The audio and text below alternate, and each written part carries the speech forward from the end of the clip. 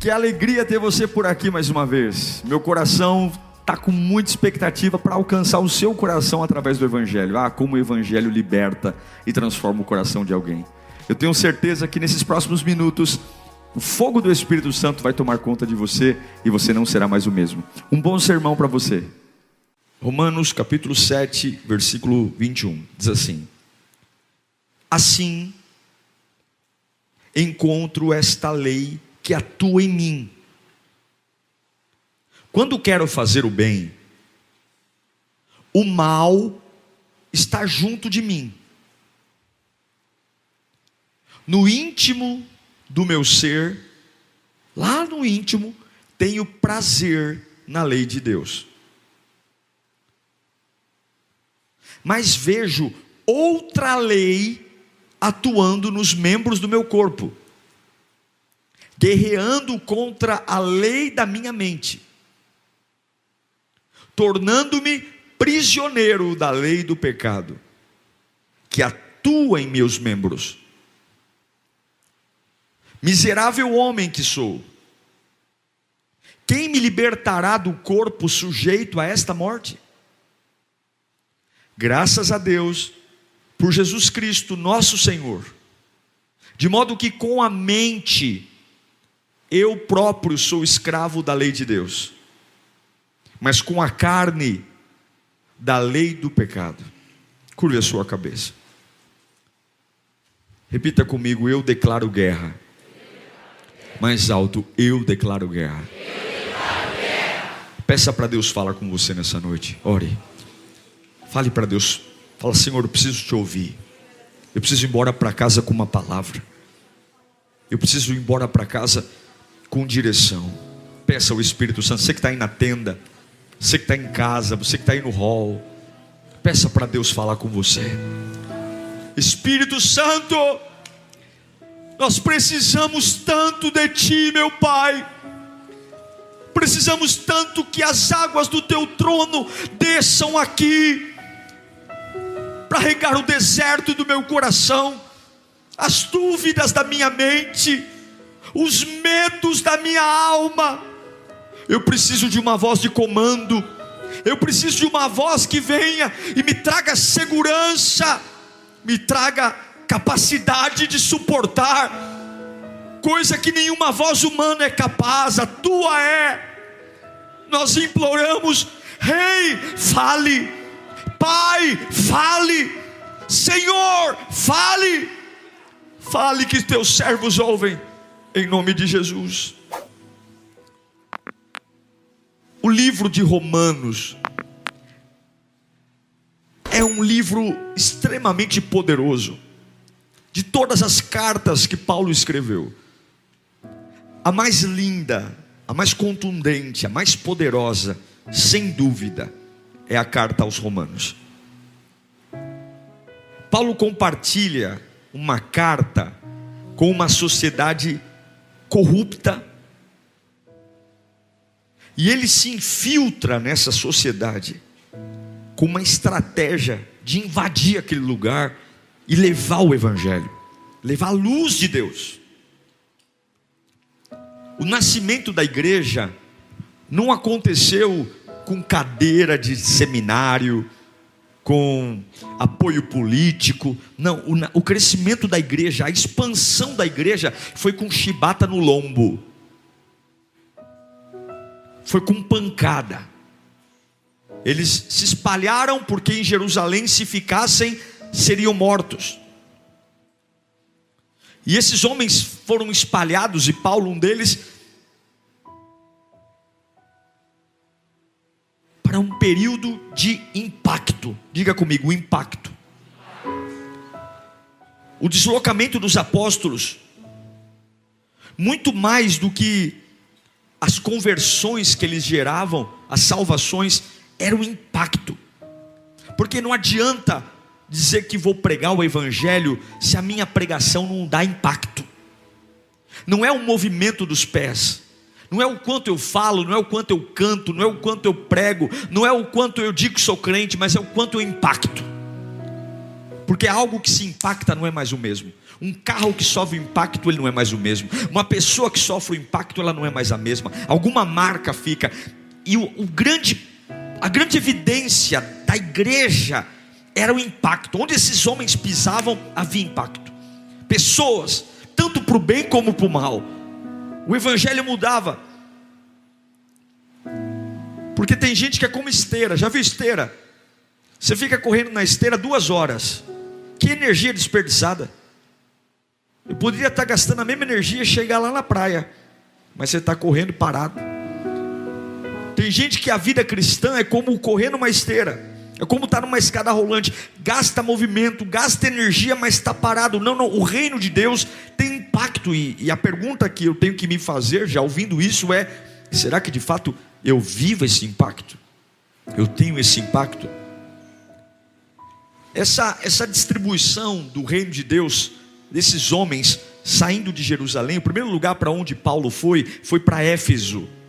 Éfeso era um lugar muito importante, havia uma rota comercial e havia uma estratégia para a igreja começar em Éfeso.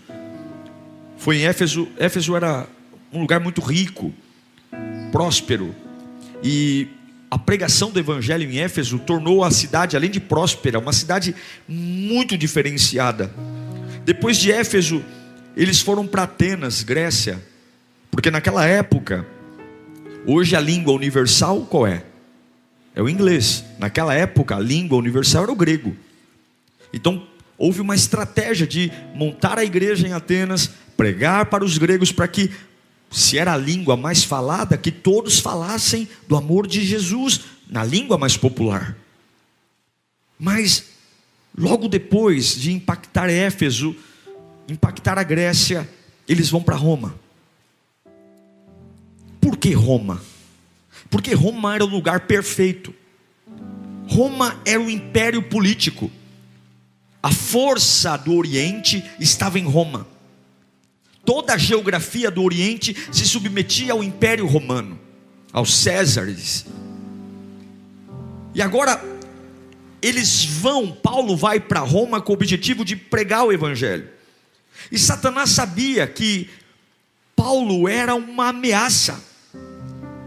Satanás sabia que o estrago que Paulo faria em Roma, diante de toda a podridão que havia ali, seria algo terrível. E não é à toa que, se você for ler a trajetória de Paulo para Roma, e Paulo vai para Roma como um prisioneiro, você vai ver que essa viagem não foi tranquila. O navio que levava Paulo aprisionado no porão, esse navio sofreu um náufrago. Houveram tempestades contra esse navio. O navio se destruiu e Paulo vai parar numa ilha chamada Malta. E lá ele está molhado, o pessoal faz uma fogueira para eles se aquecerem. E no meio da lenha, o apóstolo Paulo enfia a mão entre os tocos de lenha, uma serpente morde a mão dele. Há um problema enorme. Há um problema porque Satanás sabia que um homem alinhado com o céu é um problema. Ele destrói as obras das trevas. Ele desbarata o inferno, porque um homem cheio de Deus impacta. E Paulo está indo para Roma. E Satanás sabia que as pedras e as cadeias do inferno seriam quebradas. Eu vou te dizer uma coisa, eu não sei se isso vai te deixar feliz ou triste, mas existe algo no evangelho. O evangelho cresce debaixo de ataque. Existe algo no cristianismo. Quanto mais bate no cristão, quanto mais bate no evangelho, mais ele cresce. Com você aconteceu alguma coisa parecida? Você já cresceu apanhando? Você já cresceu sofrendo? Tem uma peculiaridade. E aí, Paulo chega em Roma. Em Roma existe todo um poder filosófico. Os maiores pensadores estão em Roma. Os melhores escritores estão em Roma. Roma era um império politeísta, ou então se adorava tudo, não tinha um único Deus. Roma era algo terrível. Se adorava tudo, se podia tudo, tudo era necessário. centro político, centro armamentício, centro religioso, podia tudo. Qual é a religião oficial? A religião oficial é a que você quiser, desde que você dê a César o que é de César.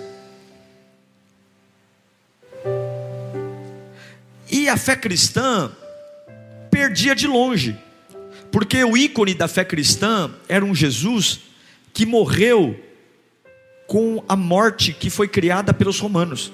Jesus Cristo morreu numa cruz. E agora Paulo chega em Roma com a proposta de falar sobre um condenado que morreu numa morte idealizada pelos romanos.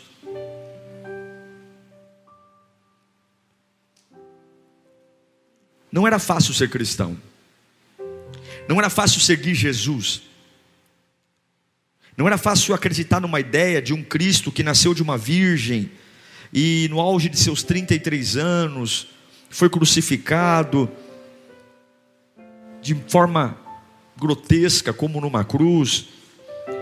Para um romano, a fé cristã sempre foi algo ridículo, uma história ridícula, uma história difícil de se entender, uma história complicada. Era mais fácil crer em Poseidon, em Zeus, em Atena, na mitologia grega ou na mitologia romana.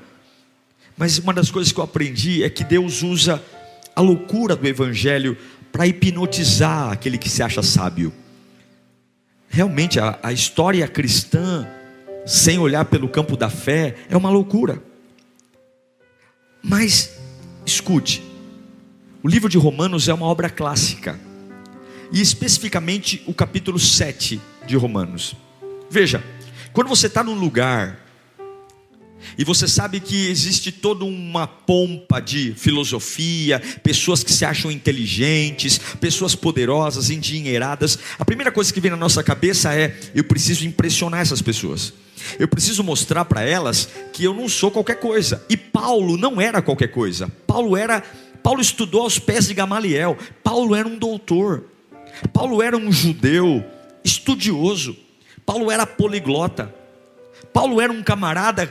Você vê pela quantidade de livros e cartas que ele escreveu, ele era um homem extremamente culto. E ele era romano. Então ele chegaria em Roma e ele poderia usar toda a sua habilidade de filosofia, toda a sua habilidade de argumentação, tudo aquilo que ele estudou, toda a sua ciência, para que ele dissesse: se eu for mostrar minha inteligência, se eu mostrar minha capacidade, eles vão me olhar com respeito, eles vão olhar para mim com dignidade, vão tentar me ouvir, e vai ser talvez mais fácil pregar o evangelho. Mas não é isso que Paulo faz. No capítulo 7, quando ele tem a oportunidade de falar sobre ele, quando ele tem a oportunidade, enquanto muitas pessoas querem ser respeitadas pela sua santidade, pelo seu dinheiro, querem ser respeitadas pela sua integridade absoluta, muitas pessoas querem ser respeitadas pela honra, pelo senso de justiça, Paulo vai lá e se expõe. Ele se expõe. Coloca para mim de novo o texto que lemos no começo, Romanos 7. O discurso de Paulo é este: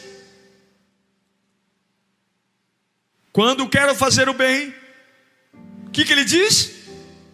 O mal está junto a mim. No íntimo do meu ser, lá dentro, eu tenho prazer na lei de Deus, mas vejo outra lei atuando no membro do meu corpo, guerreando contra a lei da minha mente, tornando-me prisioneiro da lei do pecado que atua nos meus membros. Você conhece Paulo, você sabe que ele é um camarada estudioso, que tinha uma inteligência refinada, que tinha uma estrutura suficiente para debater com qualquer doutor, para debater com qualquer filósofo.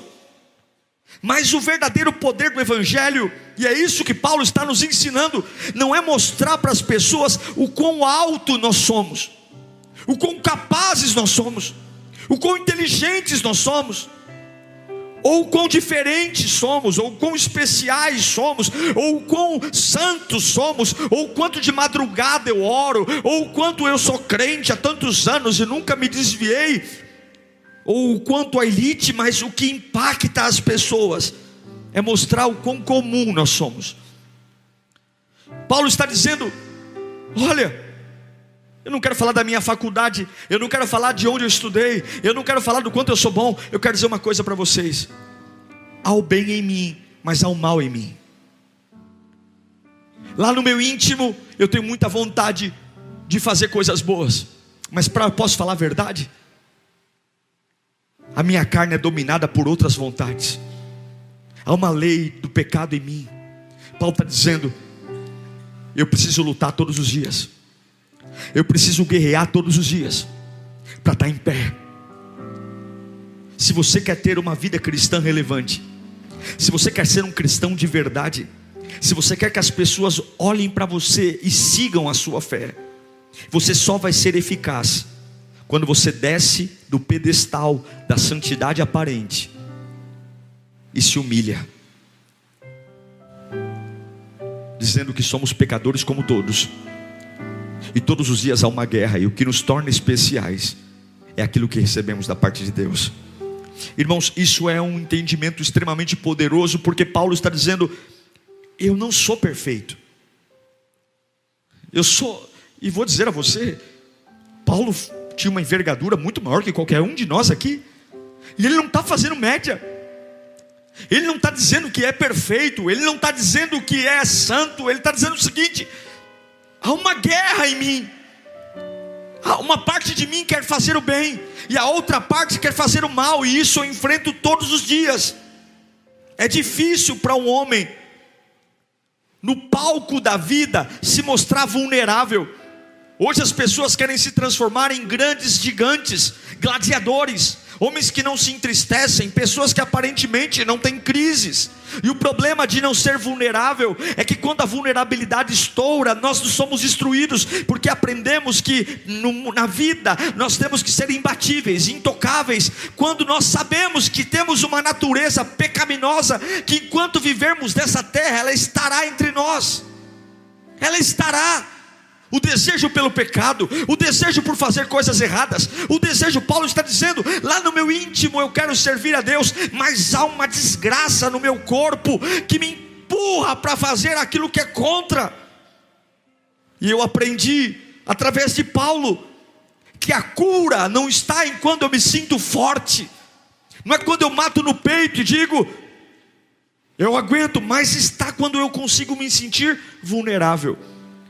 É dizer, eu estou numa cidade incrédula, há um monte de gente poderosa, há dinheiro, há fama, mas eu vou começar a minha carta, não falando deles, mas dizendo que eu sou tão miserável quanto eles. Eu encontrei Jesus, Ele mudou minha vida, Ele mudou meu nome, mas eu ainda enfrento uma guerra todos os dias. Todos os dias eu enfrento uma guerra. Todos os dias eu quero fazer o bem, mas tem algo em mim que não quer que eu faça o bem. Todos os dias eu tenho vontade de adorar, mas tem algo em mim que não quer adorar. Todos os dias eu tenho vontade de servi-lo, mas tem algo em mim que não quer que eu sirva. Sabe, irmãos, existe uma pressão enorme para você não ser vulnerável. Existe uma pressão enorme para você não olhar para você e reconhecer os seus pontos fracos, os buracos da armadura. Porque aparentemente ser vulnerável, se você é fraco e vulnerável, muitas amizades não interessam mais. Se você é fraco e vulnerável, algumas pessoas não têm mais interesse em você. Se você é fraco e vulnerável, para alguns você será descartável, porque a fé que a gente criou é uma fé inabalável, é uma fé imbatível, é uma fé que eu estou em pé todo dia, porque se eu não estou em pé todo dia, não, nós estamos em pé pela misericórdia. Existe uma pressão enorme. Paulo diz, quando eu quero fazer o bem, o mal está em mim. Ele não está fingindo. O grande apóstolo Paulo, que escreveu Coríntios, Romanos, Efésios, Timóteo, o grande apóstolo Paulo, que escreveu metade do Novo Testamento, o grande apóstolo Paulo, que foi decapitado e não negou a fé, ele está dizendo, quando eu quero fazer o bem, o mal está comigo. Eu sou um apóstolo de Jesus, e o mal está comigo. E hoje você vê crente novo, andando como anjo. Se você e eu ignorarmos que é preciso declarar guerra todos os dias contra o mal que está em nós, nós seremos destruídos.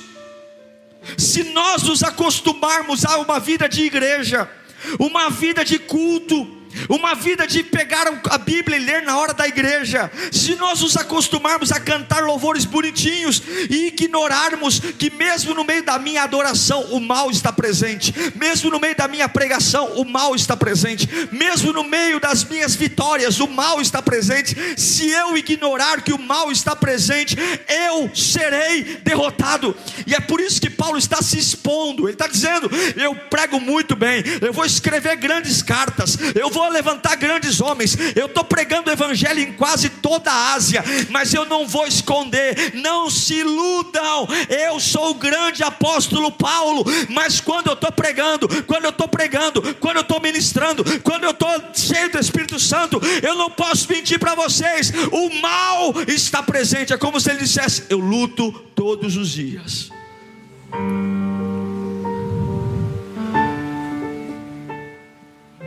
Talvez seja isso que a gente precisa hoje: declarar guerra. Declarar guerra. Paulo está falando: se o mal está presente, como é que eu posso fazer o bem? Ele está falando: existem duas coisas diferentes em mim: o meu corpo tomado pela lei do pecado e o meu espírito cheio da lei da vida. Há uma guerra em mim, duas leis distintas que estão lutando. Então você senta lá, você vai trabalhar, você pega o metrô, você pega o ônibus, e de repente há duas leis, há duas vontades. E Deus te salvou não para te colocar num banco esplêndido de igreja. Deus te salvou não para você carregar uma carteirinha de lírio dos vales. Deus te salvou não para você dizer: graças a Deus eu estou prosperando na empresa. Deus te salvou para te colocar numa guerra. Você é uma guerra ambulante. Você não pode ignorar. Existem duas naturezas em mim e em você. Existem duas sentenças, duas sementes, duas forças. Existem um cabo de guerra e a gente não pode ignorar. Em Mateus capítulo 11 versículo 12, a Bíblia diz que desde os dias de João Batista até agora, não é conquistado com rosinha, com sal grosso, com campainha, com copo d'água em cima da TV. Desde os dias de João Batista até agora, o reino de Deus é tomado à força, e os que usam de força se apoderam dele. Não é com meia dúzia de aleluia que você vence o pecado. Não é com meia dúzia de aleluias que você manda a sua natureza pecaminosa calar a boca. É uma guerra, é uma guerra. Há uma guerra quando você canta aqui no culto. Há uma guerra porque existe uma força para você parar de cantar. Há uma guerra quando você prega dentro da tua casa, quando você dá testemunho, quando você prega no seu serviço, porque em você mesmo há uma lei dizendo: cale a boca, cale a boca, cale a boca, cale a boca. Existe uma guerra enorme. Quando você vem à igreja, tudo coopera para você não vir. O telefone toca, a cabeça dói, o corpo dói, há uma ansiedade. Você começa, o telefone toca, há uma guerra, porque você está numa guerra. Não ignore, e você tem que declarar guerra nesta noite, porque se você não guerrear, aquilo que está contra você continuará guerreando todos os dias. Sabe o que eu percebo aqui? Quando éramos pecadores, somos pecadores, mas quando estávamos no pecado, quando fumávamos, não tinha guerra, tudo era tranquilo. Quando bebia até cair no chão, não tinha guerra. Quando tinha amigos de cerveja, de balada, quando varávamos a noite acordados, se prostituindo. Hoje eu li uma notícia de um reality show com uma pessoa que a emissora disse: não beije essa pessoa porque ela está com herpes. E a mulher foi lá e beijou o camarada mesmo com a boca sangrando das feridas de herpes. A pessoa não tem mais nem cuidado consigo própria. Mas para uma pessoa dessa não tem guerra. Não tem guerra. Ninguém vai guerrear porque tem sexo explícito num programa de TV assistido por milhares e milhões de pessoas, inclusive crianças. Não tem guerra se você sensualiza e faz uma dancinha aparentemente bonita no TikTok. Não tem guerra. Não tem guerra. Não tem guerra se você peca. Não tem guerra. Não tem guerra quando você sai da igreja. Não tem guerra quando você desvia. Não tem guerra. Não tem guerra. Não tem guerra. Para que haverá uma guerra? Se a parte que me destrói venceu. Mas de repente acontece um acidente. De repente você vem do nada na igreja, porque um amigo está há muito tempo te enchendo a paciência, e você vem falando, eu vou lá para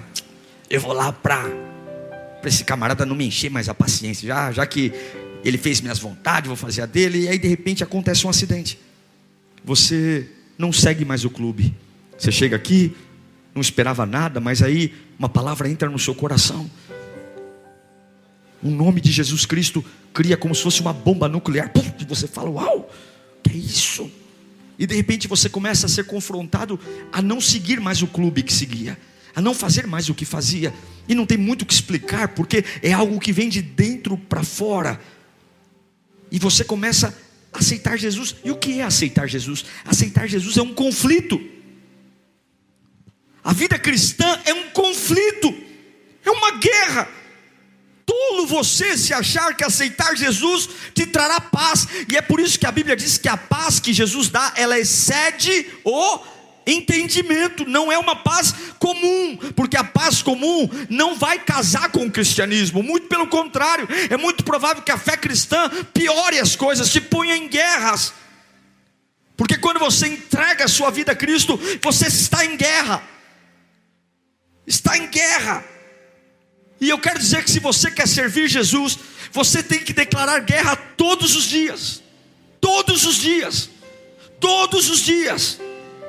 Não, nós não estamos aqui para crescer espiritualmente só, para ganhar dinheiro, para fazer carreira. Nós estamos aqui para lutar. Você veio a esse culto porque você precisa lutar. Você está assistindo essa pregação porque você tinha que lutar. Porque quando a gente estava morando no pecado, vivendo no pecado, não tinha conflito, não tinha confusão, não tinha batalha, não tinha luta. Mas agora uma outra lei do Espírito está tomando em mim. A Bíblia diz que o pecado impera no corpo, mas a lei de Deus impera na mente. É a luta da mente contra o corpo. Repita comigo, eu estou aqui para lutar.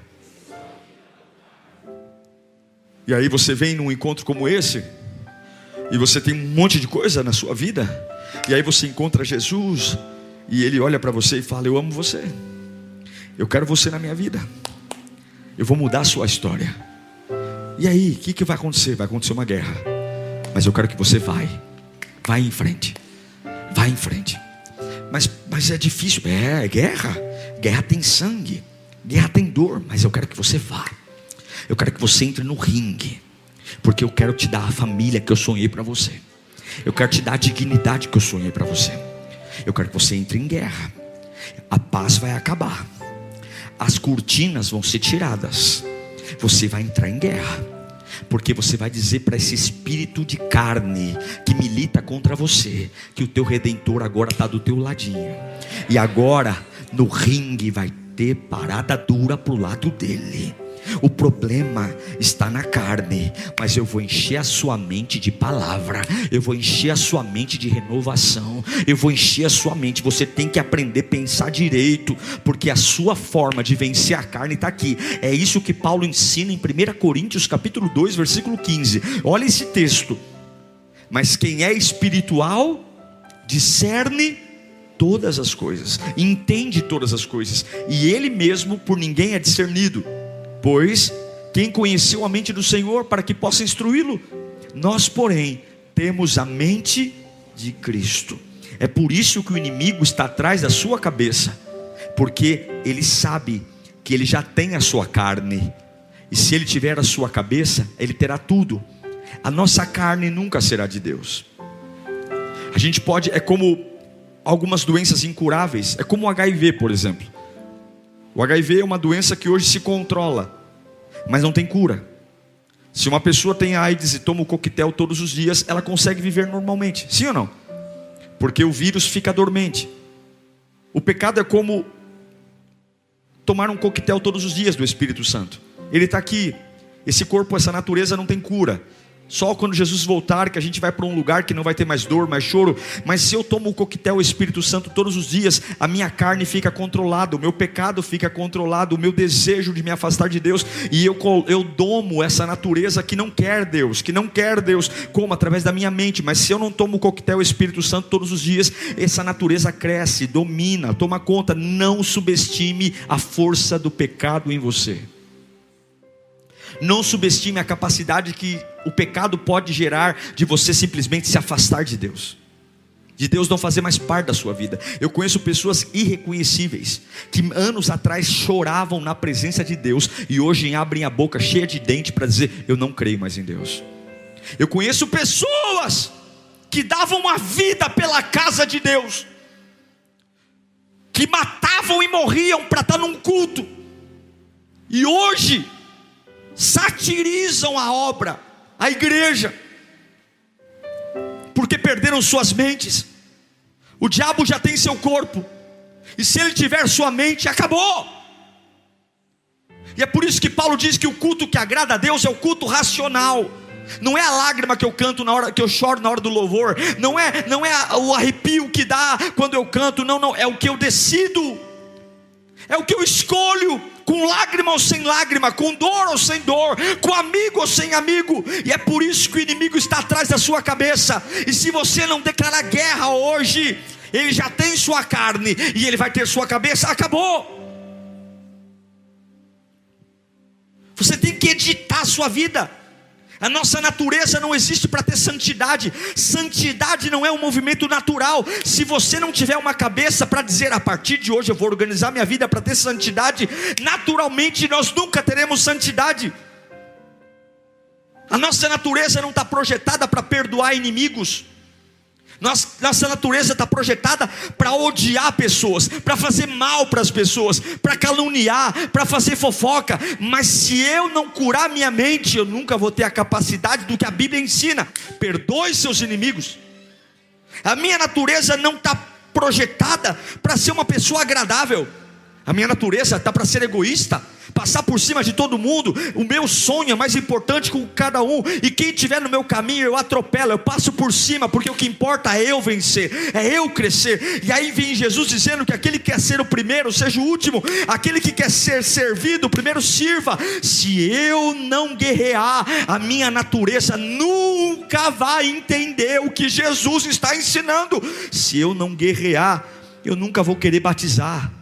Tem gente que está a vida inteira dizendo: quando eu sentir eu me batizo. Se eu não guerrear, eu nunca vou ser um dizimista. Se eu não guerrear, eu nunca vou ser um ofertante. Se eu não guerrear, eu nunca vou restaurar meu casamento. Se eu não guerrear, eu nunca vou dar outra face. Se eu não guerrear, eu não vou ser membro de uma igreja nunca.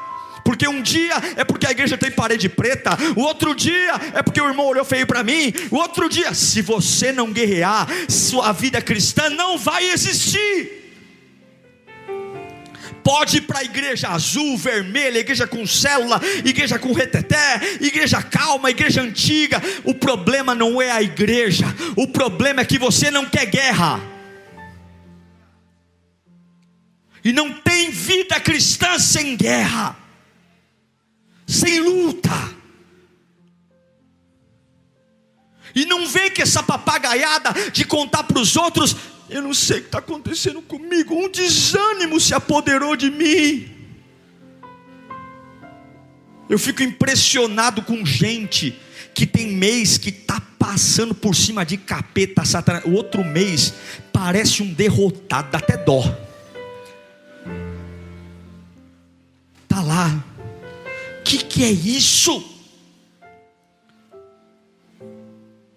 Tem mês que está na carruagem de fogo, enfrenta a pombagira, preto velho. No outro mês não tem coragem de dar paz do Senhor, não consegue abrir a boca. Parte do seu irmão: nem. Que foi? Nada não.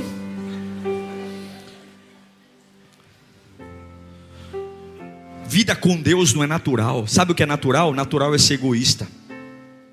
Natural é ser teimoso. Natural é ser desagradável. Natural é ser incrédulo.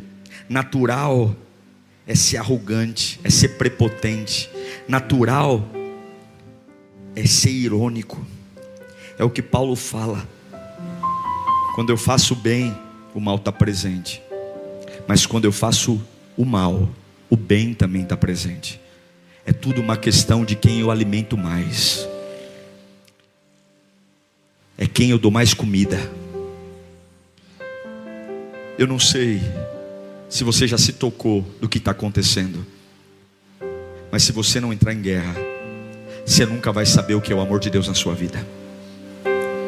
Paulo está falando o seguinte: eu estou aqui em Roma, mas eu não vou falar do meu diploma, eu não vou falar do quantos idiomas eu aprendi, eu não vou falar da casa que eu moro. Eu vou dizer uma coisa para vocês: não me admirem não, porque se eu estou em pé aqui hoje, é porque eu estou lutando contra o mal que está em mim. Eu sou uma guerra ambulante. Mas eu tenho uma boa notícia: Deus acredita que você pode vencer essa guerra. Eu acredito que você é o braço de Deus contra as mazelas do inferno nessa terra. Eu creio que você é uma arma forjada para arrebentar as obras das trevas que estão impregnadas na tua família por longas gerações. Eu creio que essa guerra você pode vencer. Eu creio que nós estamos lutando uma batalha, e muitos estão aqui sobre ataques, dizendo: pastor, não é possível, a minha carne. Mas hoje algo vai infiltrar na sua carne. Algo vai infiltrar. A sua carne venceu por muito tempo, mas vai entrar um espírito. Levante sua mão para cá. Você não vai ter uma vida cristã medíocre. Você vai saber o que é orar de verdade. Você vai saber o que é o poder de Deus de verdade. Você vai saber o que é se erguer num dia difícil de verdade. Você vai aprender o que é ter uma ligação direta com Deus de verdade. Você vai ter experiências com Deus no sonho, durante o dia. Deus vai falar ao seu ouvido. Você não vai conhecer Deus só do sermão do pastor Diego. Deus vai falar com você no metrô, Deus vai falar com você no ônibus. Você vai acordar sorrindo em dias que era para chorar. Você vai encontrar o abraço de Jesus. O seu Jesus não vai ser o Deus dos outros, vai ser o seu Deus. Você vai ter, mas eu quero te desafiar hoje. O Espírito Santo te chama para uma guerra. Declare comigo: eu declaro guerra. Mais alto: eu declaro guerra. E vou te dizer uma das maiores armas da guerra. Pode abaixar suas mãos. Repita comigo: convicção. Tudo que você é convicto, você é melhor. Tudo que você tem convicção é porque é importante para você. O diabo tem uma convicção, ele tem o teu corpo, ele tem a sua carne, e ele sabe que sem muito esforço, se não houver uma guerra contrária, ele vence. Ele te afasta de Deus. Ele coloca o pecado, e ele não precisa te tirar da igreja não, porque ele sabe que alguém na igreja morando no pecado, Deus não fala, Deus não ouve. O diabo não tem nenhum interesse de te arrancar da igreja. Ele apenas quer que você fique num lugar como esse, morando no pecado, se deleitando no pecado e achando que estar aqui muda a vida. E ele sabe, Isaías 59, a mão do Senhor não está encolhida, o ouvido não está tapado, mas as vossas iniquidades fazem separação entre você e o seu Deus. Ou seja, eu canto, eu prego, eu oro, eu sou voluntário, mas no pecado eu falo com todo mundo, mas não falo com Deus. Eu escuto todo mundo, mas não escuto Deus. E eu quero dizer uma coisa para vocês: amo vocês, mas nenhum de vocês muda a minha vida, nenhum de vocês acrescenta nada na minha vida, nem eu a vida de vocês. É Ele que nos sustenta. E eu vou dizer uma coisa a você: hoje é dia de uma guerra para pôr o pecado no chão. Hoje é dia de uma guerra para declarar guerra contra a minha natureza e dizer: acabou. O que vai triunfar é a vontade de Deus. O diabo odeia que você tenha uma convicção. O diabo odeia porque ele quer aprisionar sua mente, ele quer aprisionar. Mas hoje Jesus vai trazer uma glória tão poderosa, porque há um dom no reino de Deus. Sabe o que é o dom? Existe um dom que o diabo não quer que você saiba. Qual é o dom que vem de Deus? O dom de alterar as coisas, pegar o impuro e torná-lo puro, pegar o torto e deixar ele endireitado, pegar aquele que está sentado no monturo, no lixo, e pôr ele para sentar à mesa de príncipes e reis. Há um poder no Evangelho, o poder de aumentar, de mudar, de transformar, de mudar a ideia. Gente que dizia até ontem: eu nunca serei cristão, eu nunca serei crente, e de repente ele está no meio da igreja dando glória a Deus, aleluia. Quantos você não conhece assim? Gente que disse: eu sou ateu, nunca eu vou adorar a Deus. De repente Deus pega, Deus toca. O diabo não tem esse poder, mas Jesus tem o poder de mudar a vida das pessoas. Eu já vi gente com coração de pedra virando criança na presença de Deus. Eu já vi gente que não tem coragem de chorar nem quando a mãe morre, o pai morre, mas quando toca um louvor agora, parece uma catarata do Iguaçu, cai água de todo lado, porque existe um poder no Evangelho, o poder de mudar. E talvez você está dizendo: pastor, eu tenho algo na minha cabeça que eu não mudo, eu tenho uma ideia que eu não mudo. Se você entrar em guerra, você não tem noção da versão maravilhosa que vai entrar sobre a sua vida, a versão de pai, de mãe, de irmão, de filho. Eu creio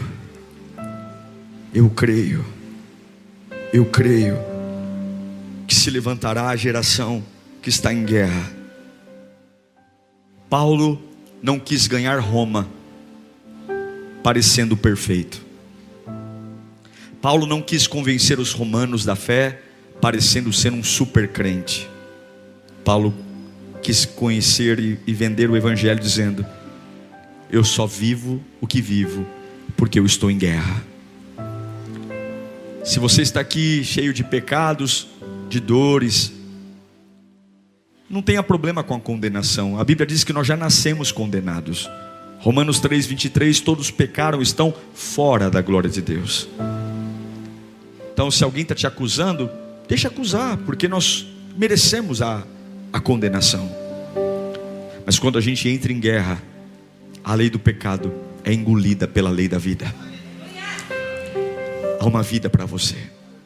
Não vai ser fácil restaurar a sua família. Não vai ser fácil servir a Deus. Para dizer sim para Deus, você vai ter que dizer não para muita coisa. Para dizer sim para Deus, você vai ter que dizer não para pessoas, para lugares, para coisas. Mas tudo o que vale a pena custa caro. Se você veio aqui achando que uma oração na sua cabeça vai mudar a sua vida, se você acha que uma gota de óleo ungido vai mudar a sua vida, você é um tolo. Se você quer dar dinheiro para a igreja, vá lá. Salvação é instantânea, libertação é na jornada. Se eu aceitar Jesus, agora eu vou para o céu. Mas mesmo aceitando Jesus agora, quando eu descer desse púlpito, os meus pecados estão em mim ainda. Eu tenho que lutar segunda-feira, eu tenho que lutar terça-feira, eu tenho que lutar quarta-feira, quinta-feira, sexta-feira, porque o bem que há em mim, do lado dele há um mal. Eu quero entrar em guerra, e você? Guerra, guerra, guerra para viver a vontade de Deus, guerra para ter a vida que Deus tem em mim, guerra. Agora tem uma coisa maravilhosa: quando você guerreia e triunfa, o sabor da vitória, irmão, o sabor da vitória é o mais saboroso que tem. Quando você fala: eu achei que ia morrer e sobrevivi, isso é maravilhoso. Eu achei que não ia chegar no culto hoje, cheguei, foi um dos melhores cultos da minha vida. Você olha para trás e vê que cada gota de suor, cada gota de sangue, Deus faz valer a pena. É o Cristo que guerreou até o fim, mas domingo de manhã o sepulcro estava vazio. Ele guerreou, ele suou gotas de sangue, os cravos entraram nas mãos. Você vai lutar, mas a sua família vai ser restaurada. Você vai lutar, não vai ser fácil, mas você vai olhar para trás e vai dizer: valeu a pena cada dia de batalha. Valeu a pena dizer não para aquela oportunidade. Valeu a pena colocar um ponto final nessa história. Valeu a pena mudar meus hábitos. Valeu a pena tudo que eu sou. Valeu a pena, porque domingo de manhã ressuscitei. Eu quero que você declare guerra. Feche os seus olhos. Se você vem a Lírio porque você gosta da igreja, é pouco. Se você vem aqui porque você acha legal as minhas pregações, é bobagem. Se você gosta porque te alivia, igreja não é consultório psiquiátrico e muito menos consulta psicológica. Nós viemos aqui porque estamos em guerra, porque existe uma força que quer matar, roubar e destruir, e ela vem contra nós com tudo, com tudo. Enquanto a gente fica se fazendo de forte, santarrão, porque afinal de contas as pessoas não podem ver minha fraqueza, afinal de contas eu sou um super crente, eu sou um super crente. Não, eu aguento tudo. Paulo abre a boca e fala: não se iludam comigo, porque o bem que eu quero fazer tem um mal que quer que eu não faça. Lute para ter a vida que Deus quer. Declare guerra, guerra contra o vício. Diga para o cigarro: acabou, acabou o cigarro,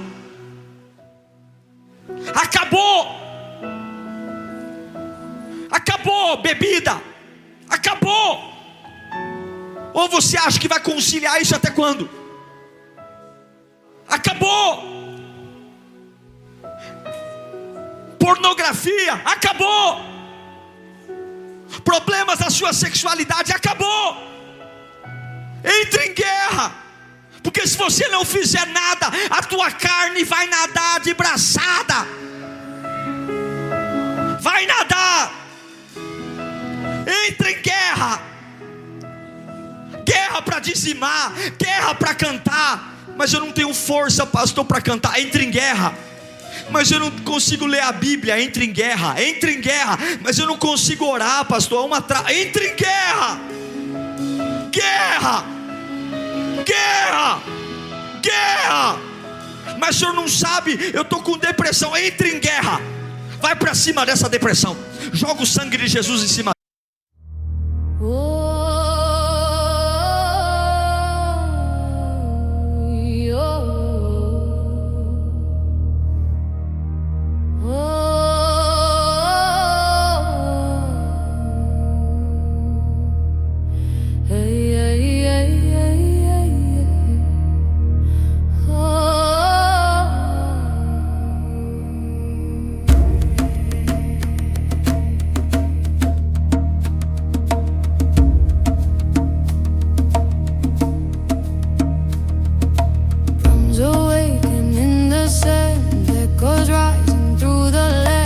Steps carved by years untold, burning warm in ancient gold. Salted winds from distant days carry songs in hidden ways, calling back forgotten strides from the bones of ancient ties.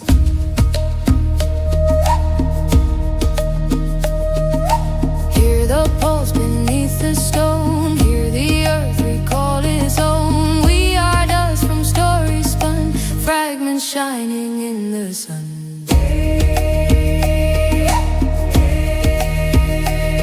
From the bones of ancient ties, we remember how to rise. Waves may break but never die, they return with every sky.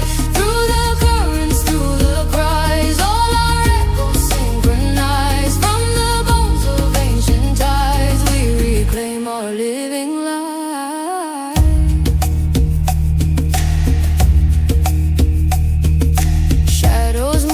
Whispered lore on the shores that came before. Oceans breathe in trembling tones, spirits carved in drifting foam. Every grain beneath my feet holds the rhythm of repeat, telling me the truth survives in the bones of ancient ties.